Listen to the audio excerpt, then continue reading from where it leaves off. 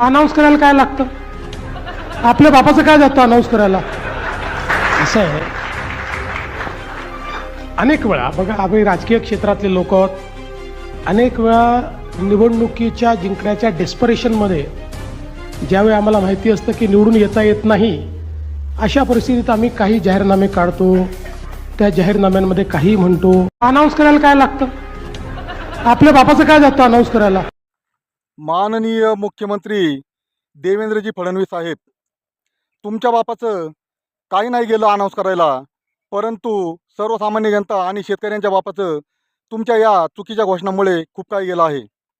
लाडकी बहीण योजनेसाठी तुमच्याकडे द्यायला 45,000 कोटी आहेत, परंतु शेतकऱ्यांच्या कर्जमाफीसाठी तुमच्याकडे 35,000 कोटी नाही आहेत.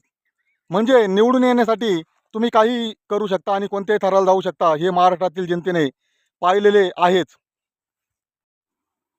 की लाडकी बहीण योजनेचे जे 45,000 कोटी वार्षिक दाखवले आहेत, तेही तुमच्यासारखे खोटे आहेत, हेही एकदा महाराष्ट्रातील जनतेला तुम्ही सांगितले पाहिजे. जर तुमच्याकडे शेतकऱ्यांच्या कर्जमाफीसाठी जर तुमच्याकडे 35,000 कोटी नसतील, तर वार्षिक तुम्ही 45,000 कोटी वाटता, हे तरी खरे कशावरून मानायचे? तुम्ही EVM मशीनचा घोळ करण्यासाठी लाडकी बहीण योजना ही दाखवली आणि त्याच्या आडून तुम्ही EVM मशीन सेटिंग करून तुम्ही लोकसभेमध्ये दारुण पराभव झालेला असताना विधानसभेमध्ये तुमचं एवढं प्रचंड बहुमत आलं. तुमच्या या फसव्या योजनेला महाराष्ट्रातील जनता इथून पुढे कधीही भूलणार नाही. सौगंध मुझे इस मिट्टी की, मैं ये देश नहीं मिटने दूंगा. जय जवान जय किसान.